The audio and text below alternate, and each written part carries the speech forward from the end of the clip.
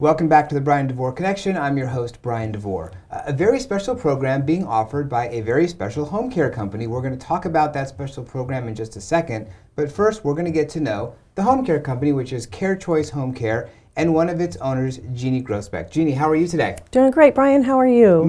Good, thank you. Thank you very much for being here today. I appreciate it. Thank you.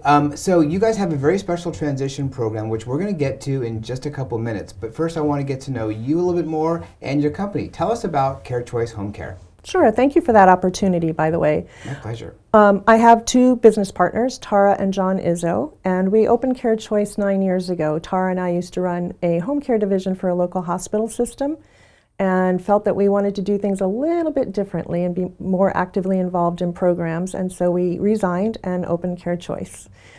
We started with just Tara and I and 4 employees, and we now have upwards of 150.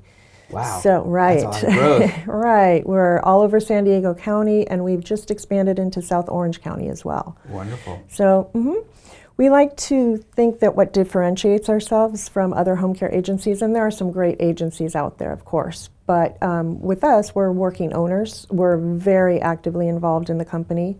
We are excited to start new programs. We tend to do more case management than other home care agencies that we have known in the past. So I'm the director of case management as well as one of the owners, and I have a couple of RN case managers who work underneath me. Got it. And you guys just bought a very cool new Victorian office building. We did. A house, which is now an office building. We did. We'd love to have you up there. It's our new permanent headquarters in Vista, and it's an old Victorian house that was rebuilt by a contractor, and it's just an amazing piece of property. That's awesome. Yep. So I want to go back a little bit to how you started the company. You saw something that you didn't like in the industry you were in how care was done, and so you wanted to branch off. Tell me about that a little bit, what you saw and what you felt needed to be different.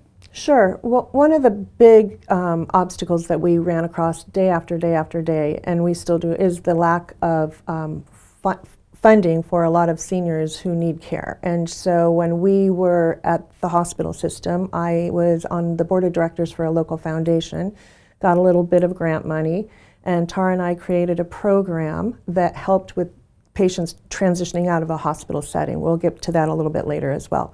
But with that program, we tracked it for a year and a half, and with that little bit of money that we got, our rehospitalization rate was less than 1%. Wow, that's super low. We thought it was exciting, so we went to the powers that be and said, look what we've done, and it was a big system, a big hospital system, and it wasn't important enough to them, so we resigned and opened CareChoice and did what we thought needed to be done. And that's a big problem when it comes to care, especially for seniors, is the rehospitalization. Right. You know, it's such a high percentage of people who get discharged maybe too soon, maybe not to a situation where they're going to get continuing care or case management or what have you, and then just a couple weeks later, sometimes they're right back where they were. Exactly, and hospitals don't want that either. Medicare dings them financially in a big way, and so, it's the holistic approach. It might be a gentleman, for instance, who goes into the hospital for one ailment or one incident, and at home is his wife who has dementia and can't take care of herself, and nobody knows the wife is there. So that is the approach that we took then, and we take now, like really getting to know that individual. What are the needs? It might not be just for that patient, but it might be a family member, it might be all kinds of things, food, medications, something as simple as not being able to pick up medications and bouncing back into the hospital. Yeah, it's a big problem. It is. So I know you guys have a spot in your hearts for seniors, and so you have special contracts for VA and also for the Gary and Mary West PACE, which we've had on the show before. Tell us about that. Sure. Our VA contract, we're very proud of. We have the opportunity to meet these amazing men and women who served with us and for us. We've had that contract for almost 5 years now. So it is a little-known program called the Homemaker program. Most people who are familiar with the VA and their programs know about aid and attendance, and the Homemaker program is actually completely different, and it allows veterans to receive home care, for instance, at no cost to them. We contract with the VA pays us back. Wow, that's huge. Yep. And the same with Gary and Mary West PACE. We've had that contract with them for a couple of years now. Love working with them. It's a great organization, and a lot of their participants would not be able to get out of the house, would not be able to have meals. They tend to be less physically impaired than the veterans are. So a lot of it is more of a companion-based care that we're providing for the PACE participants, but we treasure that as well.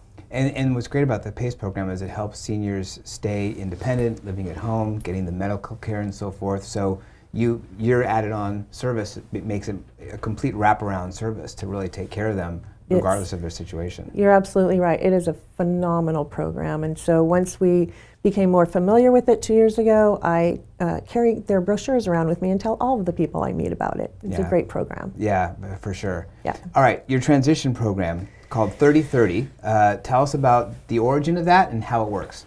Sure. Well, I mentioned earlier that Tara and I had done a similar project when we were working for a hospital system here locally, and when we saw those results were so positive, we've now developed our own 3030 program. So we follow patients coming out of skilled or hospital settings. It could be a skilled nursing facility, a rehab facility, or a hospital. Typically, they're 65 or older, and we track them for 30 days. So our tracking is done through case management, through a substantially discounted home care rate, and a piece of technology that we had recently piloted for a large organization in Northern California. And it's a real-time charting for patients. So our caregivers are able to use this app and text myself or the other case manager as to urgent matters. For instance, they arrive at a home, medications haven't been taken, or behaviors are changed, maybe indicators are that there could be a possible infection going on. It's actual real-time charting to us. The idea is to stay ahead of the problems, to mitigate any problems that might lead them back into the hospital. We then report it to whomever the point of contact would be. Is it a case manager at the facility? Is it a family member? Is it a home health or hospice? And so during that 30 days, our whole goal is to keep these people home and not have them readmitted.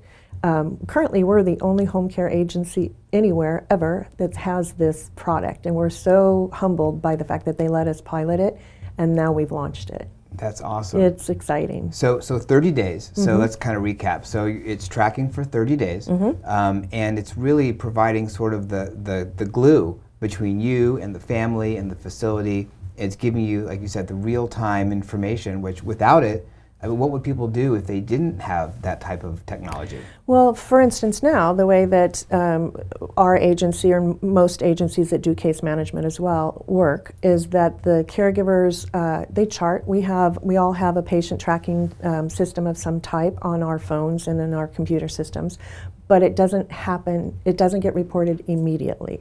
So the delay of maybe a day or two of getting information that we think is pertinent, it can make all the difference. It can make all the difference. And this particular app, we can go back in history. So let's say we find that somebody historically hasn't taken medications for 3 days. We can do a look back and see the patterns and work with the physicians or the clinicians on what the best approach would be. Got it. Yeah. So you just started the program. We did. You piloted it. Now it's going to be kind of a full-scale deal. What do you expect to see over the next few months as far as care for seniors? Well, I see that once we start tracking it again, like we did before, you will see a substantial difference in those bounce backs. And so it allows us to work very closely, very intimately with the case managers inside of facilities. And they want to know if there's a skilled nursing facility who discharges a patient and that person goes back to the hospital, we stay in communication with the social workers from the skilled nursing facility and let them know that they've returned so they can keep tracking them. So what I see is a much more solid discharge, safe, that's why we call it Safely Home, an opportunity for them to get safely home and stay there. Wow, that's powerful. Yeah. So, they say it takes a village, right? And it's not just a village of people, but it's a village of the technology and the resources that are available. You guys got to be on the forefront of this, which is amazing. It is amazing. We are humbled by the opportunity that they elected us to be their pilot, and just excited to see where they go with it from here. Awesome. Well, if you want to learn more about Care Choice, for those of you who are watching on video, it's on screen. For those of you who are listening on the podcast, and we just launched this as a podcast, it will be in the contact information or the description information for the podcast, wherever you happen to be watching it, Spotify or wherever. Jeani, thank you so much for coming and sharing 30/30 and then everything that you guys do to help our seniors in San Diego and beyond. Thank you, Brian.